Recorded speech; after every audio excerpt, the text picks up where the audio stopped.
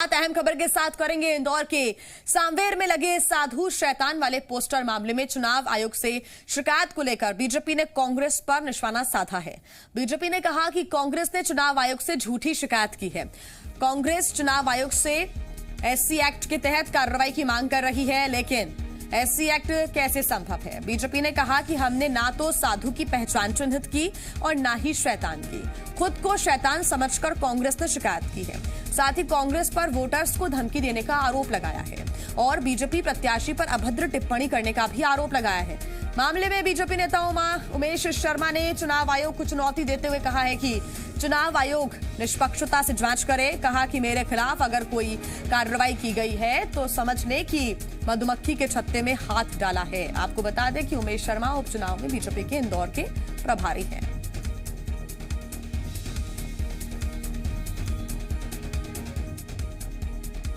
हमने तो सांवेर के मतदाताओं से निवेदन कराए कि आपके इम्तिहान की घड़ी है, आप पहचान करिए साधु की और आप शिनाख्ती करिए शैतान की। तो ये काम मतदाता को करने का अवसर ही नहीं मिला। शैतान ने स्वयं की शिनाख्ती कर दी। जिला निर्वाचन आयोग निष्पक्षता के साथ जांच करे, क्योंकि ये मामला इतना सामान्य नहीं है। जो आवेदन उन्होंने दिया है उस पर अगर उमेश शर्मा पर प्रकरण दर्ज करा जाता है तो ये समझ लेना कि बर्र के छत्ते में हाथ डाला है। उपचुनाव में नेताओं की विवादित बयान लगातार सुनने को मिल रहे हैं, जिन्हें अब पार्टियां सहमति भी देती हुई नजर आ रही है। कांग्रेस नेताओं को लेकर कृषि मंत्री कमल पटेल ने अमर्यादित बयान दिया था, जिसे बीजेपी ने अपना बयान बताया है। इंदौर संभाग के मीडिया प्रभारी उमेश शर्मा ने कहा है कि मंत्री कमल पटेल ने जो कहा है वो सोच समझ कर कहा है। मैं उनके साथ हूं, पार्टी उनके बयान पर कायम है।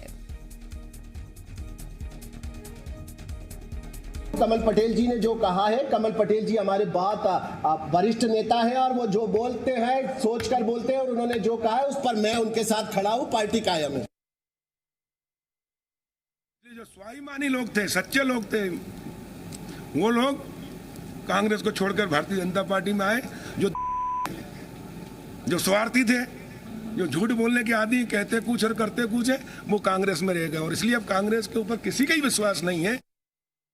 ग्वालियर में बीजेपी प्रदेश अध्यक्ष वीडी शर्मा ने प्रेस कॉन्फ्रेंस कर कांग्रेस पर निशाना साधा। उन्होंने कहा कि ग्वालियर चंबल संभाग में कांग्रेस की चुनावी एक्टिविटी नजर नहीं आ रही है। वीडी शर्मा ने कहा कि प्रदेश में अब कमलनाथ एंड कंपनी काम कर रही है, कांग्रेस नहीं। उन्होंने कहा कि कांग्रेस अंतरकलह से जूझ रही है। कमलनाथ पर हमला बोलते हुए वीडी शर्मा ने कहा कि ग्वालियर चंबल संभाग की जनता ने क्या बिगाड़ा था जो कमलनाथ सरकार ने इस इलाके को विकास में सबसे पीछे धकेल दिया। उन्होंने कहा कि अब कमलनाथ का इस्तेमाल इमोशनल ड्रामा नहीं चलने वाला।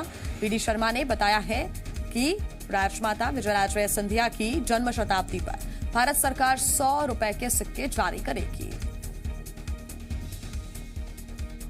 आंतरिक द्वंद्व और अंतरकलह जिसके कारण से कांग्रेस की सरकार गई थी, आज वही फिर इस रीजन के अंदर कि गोविंद सिंह जी ने कहा है कि कांग्रेस के अंदर आंतरिक लोकतंत्र खत्म हो गया है। गोविंद सिंह जी ने जो कहा, अब मध्य प्रदेश के अंदर कमलनाथ एंड कंपनी कांग्रेस है। अब कांग्रेस नहीं है, कमलनाथ एंड कंपनी है जो काम कर रही है। इसीलिए तो आंतरिक लोकतंत्र की बात हो रही है। माननीय प्रधानमंत्री जी श्रद्धेय राजमाता जी सिंधिया के जन्म जयंती के समारोह के समापन के अवसर पर 12 तारीख को 100 रुपए का एक सिक्का श्रद्धेय राजमाता जी के ऊपर कल 12 तारीख को 11 बजे जारी करेंगे। तो वीडी शर्मा का कांग्रेस पर यह निशाना साधा गया है। वीडी शर्मा ये कह रहे हैं कि मध्य प्रदेश के अंदर कांग्रेस काम नहीं कर रही है, बल्कि मध्य प्रदेश के अंदर कमलनाथ एंड कंपनी काम कर रही है। तो वहीं राजमाता विजयाराजे सिंधिया की जन्म शताब्दी पर पीएम मोदी 100 रुपए का सिक्का जारी करेंगे। राजमाता के नाम पर सिक्के का अनावरण 12 अक्टूबर को किया जाएगा। शिवराज सरकार में मंत्री और राजमाता की बेटी यशोधरा राजे सिंधिया ने इस फैसले का स्वागत किया है, लेकिन कांग्रेस ने राजमाता के नाम पर सिक्के जारी करने पर आपत्ति जताते हुए बीजेपी और सरकार पर देश के अपमान का आरोप लगाया है। तो वहीं कैबिनेट मंत्री विश्वास सारंग ने नेहरू गांधी परिवार का जिक्र कर कांग्रेस पर जवाबी हमला किया। इस देश के नौजवानों की आर्थिक स्थिति सुदृढ़ करके उनको नोट कमाने लायक बनाए कि उन रुपयों की कीमत कम करके उन्हें 100 रुपये बनाने की स्थिति करें। स्पष्ट है देश में आर्थिक उन्नति नहीं हो रही है, पर ये लोगों को खुश करने के लिए उनके नाम के सिक्के चलाने का काम कर रहे हैं। इस देश में कई महापुरुष अलग हैं, कई अलग अलग व्यक्तित्व हैं, उनके नाम से होना चाहिए। और इस प्रकार से किसी को खुश करने के लिए, किसी व्यक्ति को के लिए इस प्रकार की चीजें करना कहीं ना कहीं इस देश का अपमान है। कांग्रेस के नेताओं को तो केवल नेहरू परिवार दिखता है। नेहरू परिवार के किसी सदस्य का सिक्के पे नाम होता तो उनको अच्छा लगता, पर एक देशभक्त राजमाता विजयराजे सिंधिया जिसने राज दरबार को खोला था जनता के लिए, यदि उनकी स्मृति में कोई सिक्का आएगा तो कांग्रेस के पेट में तो दर्द होगा ही होगा। वहीं मंदसौर में सीएम शिवराज सिंह ने जनता के सामने घुटने क्या टेके। कांग्रेस को शिवराज सिंह पर एक और हमला करने का मौका मिल गया। इस बार कमलनाथ ने ट्वीट करते हुए सीएम शिवराज सिंह पर तंज कसा। उन्होंने लिखा है कि अगर नेता जनता को झूठे सपने, झूठे सब्जबाग न दिखाए, झूठी घोषणाएं न करे, झूठे चुनावी नारियल न फोड़े, जनता से किए अपने हर वादे को वचन समझ पूरा करें, अपनी सत्ता लोलुपता के लिए सौदेबाजी से जनादेश का अपमान कर राजनीति को कलंकित न करें। जनहित उसके लिए सदैव सर्वोपरि होता है तो जनता उसे हमेशा सर आंखों पर बिठाती है, उसको घुटने टेकने की कभी जरूरत नहीं पड़ती।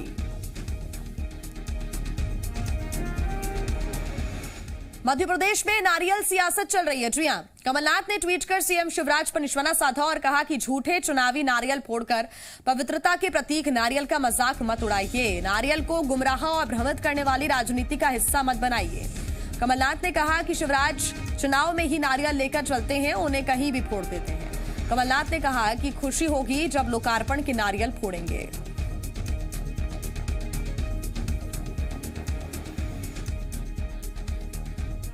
तो वहीं मंदसौर में शिवराज सिंह के घुटने टेकने पर कमलनाथ ने ट्वीट कर हमला बोला, तो मुख्यमंत्री शिवराज सिंह ने भी उन पर पलटवार किया है। सीएम ने कहा कि जनता हमारी भगवान है, कांग्रेस को अहंकार मुबारक। सीएम ने कहा कि विकास के काम कमलनाथ ने जो ठप कर दिए उसे हमने फिर से शुरू किया। अब हम विकास के कार्य कर रहे हैं तो इन्हें तकलीफ हो रही है और कुछ नहीं मिल रहा तो कह रहे हैं हम नारियल लेकर चलते हैं। नारियल सेवा का प्रतीक है, नारियल लेकर चलता हूं, कोई शैंपेन की बोतल लेकर नहीं चलता।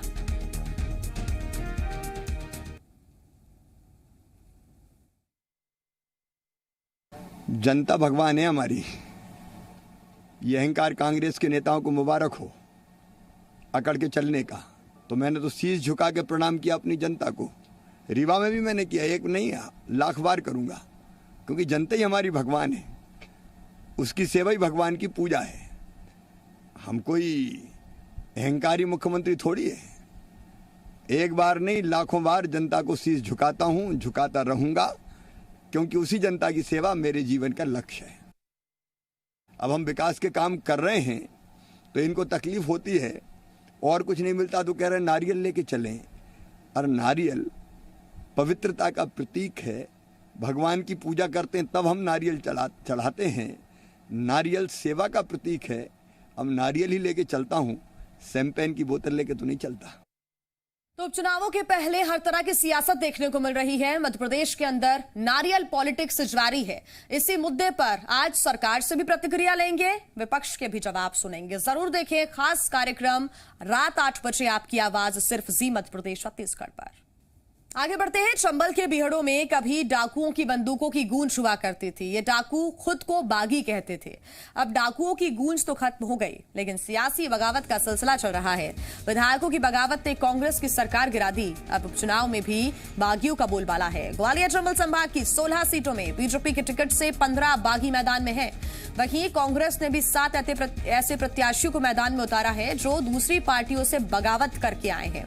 ये प्रत्याशी दूसरी पार्टियों से चुनाव लड़ चुके हैं। केवल जौरा सीट पर पूर्व विधायक सूबेदार राजौधा बीजेपी के मूल कार्यकर्ता हैं।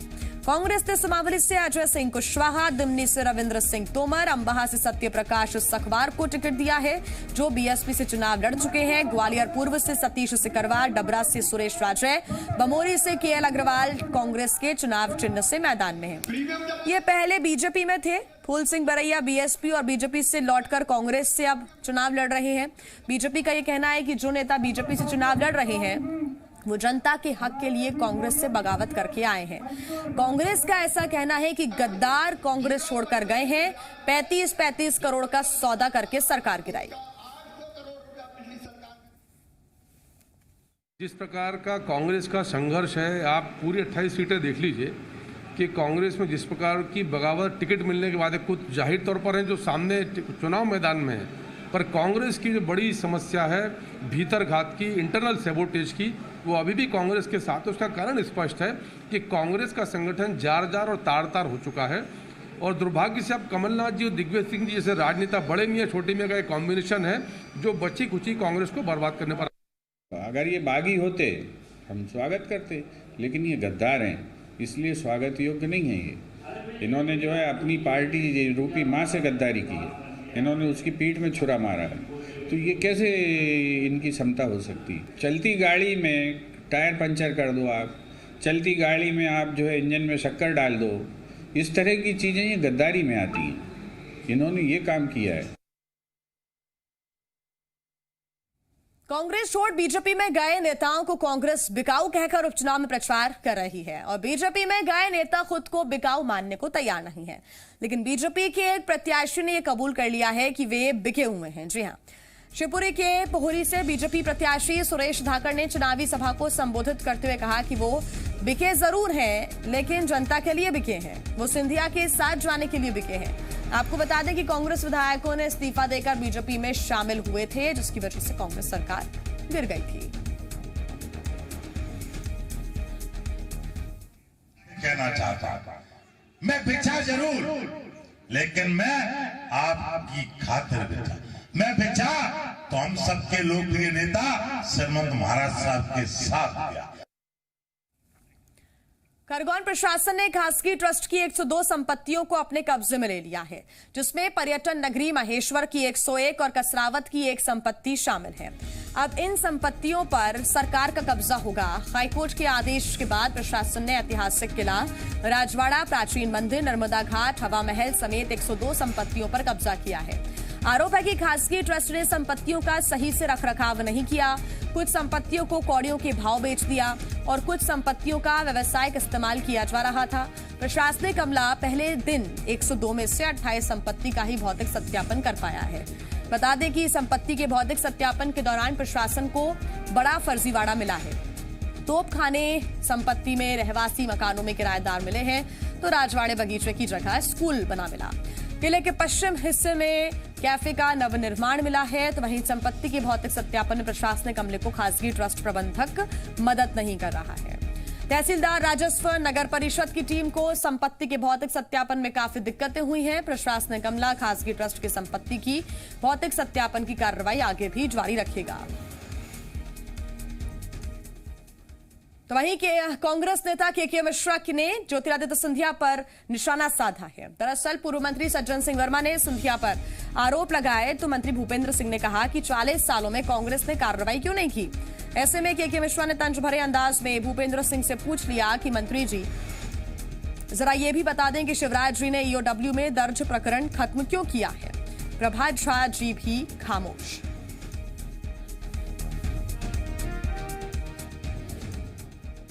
और यहां रुकना होगा एक छोटे से ब्रेक।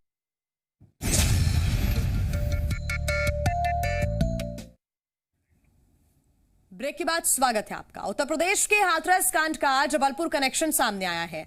उत्तर प्रदेश पुलिस की एसआईटी ने खुलासा किया है कि हाथरस कांड की आड़ में उत्तर प्रदेश में जातीय दंगा भड़काने की साजिश रची जा रही थी और नक्सलियों से संबंध रखने वाली जबलपुर की एक महिला पीड़ित परिवार के घर में मृतका की भाभी बनकर रह रही थी। पीड़ित परिवार के घर में 4 दिनों तक रही जिस महिला का नक्सली कनेक्शन बताया जा रहा है वो जबलपुर की रहने वाली डॉक्टर राजकुमारी बंसल है। राजकुमारी बंसल जबलपुर के नेताजी सुभाष चंद्र बोस मेडिकल कॉलेज में फॉरेंसिक विभाग में असिस्टेंट प्रोफेसर है। अब खुद पर लग रहे आरोपों पर डॉक्टर राजकुमारी बंसल ने जी मीडिया से बातचीत में सफाई दी है। राजकुमारी बंसल ने स्वीकार किया कि वो हाथरस जाकर पीड़ित परिवार के घर में रह रही थी, लेकिन ना तो वो उनकी रिश्तेदार है और ना ही उनका किसी भी तरह से कोई नक्सल कनेक्शन है। डॉक्टर बंसल के मुताबिक वो बाकायदा छुट्टी लेकर हाथरस गई थी, जहां उन्होंने पीड़ित परिवार को आर्थिक मदद भी दी और इसके पीछे उनका मकसद अपने समाज के पीड़ित परिवार को संबल देना था।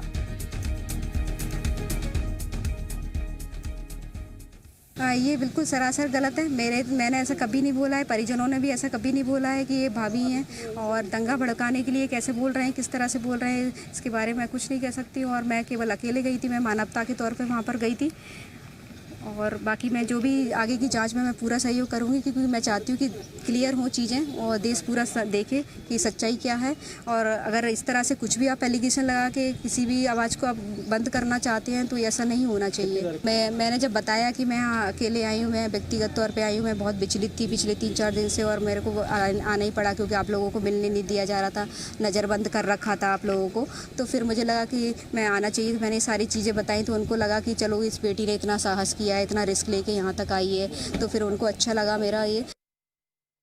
जबलपुर के मेडिकल कॉलेज की प्रोफेसर डॉक्टर राजकुमारी बंसल के हाथ रच जाने के मामले में डीन ने नोटिस देने की बात कही है। डीन डॉक्टर प्रदीप कसार ने कहा है कि उनके पास शिकायत आएगी तो वो कारण बताओ नोटिस देंगे। उन्होंने कहा कि सरकारी कर्मचारी धरना प्रदर्शन में शामिल नहीं हो सकता है। डीन ने बताया कि राजकुमारी बंसल 3 अक्टूबर से 6 अक्टूबर तक कैजुअल लीव लेकर गई थी, लेकिन कहां जा रही है इसके बारे में जानकारी नहीं दी थी। वहीं नोटिस की बात पर डॉक्टर राजकुमारी बंसल ने कहा है कि वो इसके लिए तैयार है। राजकुमारी बंसल ने कहा कि इस तरह की कार्रवाई की आशंका उन्हें पहले से थी। उन्होंने कहा कि वो हर परिस्थिति से लड़ने के लिए तैयार हैं। चाट का ठेला लगाकर गुजारा कर लेंगी, लेकिन किसी पीड़ित के साथ अन्याय नहीं देख सकती। डॉक्टर राजकुमारी बंसल ने मॉब लिंचिंग की आशंका भी जताई है। डॉक्टर राजकुमारी बंसल 3 तारीख से 6 तारीख तक CL की एप्लीकेशन देकर फार्माकोलॉजी विभाग में गई थी। उसमें उसने सिर्फ ये लिखा था कि मुझे बाहर जाने की अनुमति दी जाए। इस प्रकार की कोई जानकारी और हमें मिलती है कि वो वहाँ गई थी, लिखित मिलता है तो डेफिनेटली उसको शो का नोटिस दिया जाएगा और नियमानुसार उनके विरुद्ध कार्रवाई की। वो मुझे दिखाएं थोड़ा, मैं भी नियम जानना चाहूँगी क्योंकि मेरे रिक्रूटमेंट जो लेटर है उसमें नहीं लिखा है कि कभी किसी ज़रूरतमंद की अगर मदद की ज़रूरत पड़ती है तो वहाँ पे आप मदद कर सकते हो कि नहीं कर सकते हो, मुझे नहीं पता इस बारे में। तो मैं जवाब दूंगी, मैं अपना पक्ष जरूर रखूँगी। मैं किस सोच के किन हालातों में वहाँ गई थी और आगे भी ज़रूरत पड़ेगी तो आगे भी मुझे जाना पड़ेगा। तो ये मैं एक बात बोलिए, आप मॉब लिंचिंग की शिकार बनाने की तैयारी की? मुझे तो ऐसा ही महसूस हो रहा है। मुझे बड़ा शौक लगा कि मैं नक्सली कब से हो गई है। मैं इस देश की एक डॉक्टर रेपुटेटेड प्रोफेशन में हूँ, मुझे नक्सली कैसे घोषित किया गया? तो आपने शिकायत काय की थी? साइबर सेल में? साइबर सेल में मैंने शिकायत की थी कि अचानक से मेरा पर्सनल नंबर जो मेरी ID से करीब 10-12 साल पहले लिया गया था, अचानक से मेरे परिचितों के उसमें कॉल लिस्ट में वो उज्बेकिस्तान के नाम से दिखने लगा।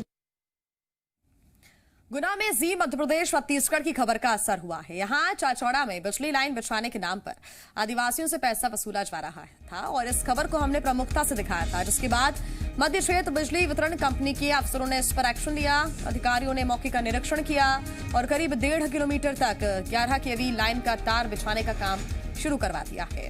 अधिकारियों ने बताया कि शिवचरण नाम का शख्स अधिकारियों के नाम पर 40,000 रुपए लिए थे और उसके खिलाफ कार्रवाई के लिए थाने में आवेदन भी दिया गया है।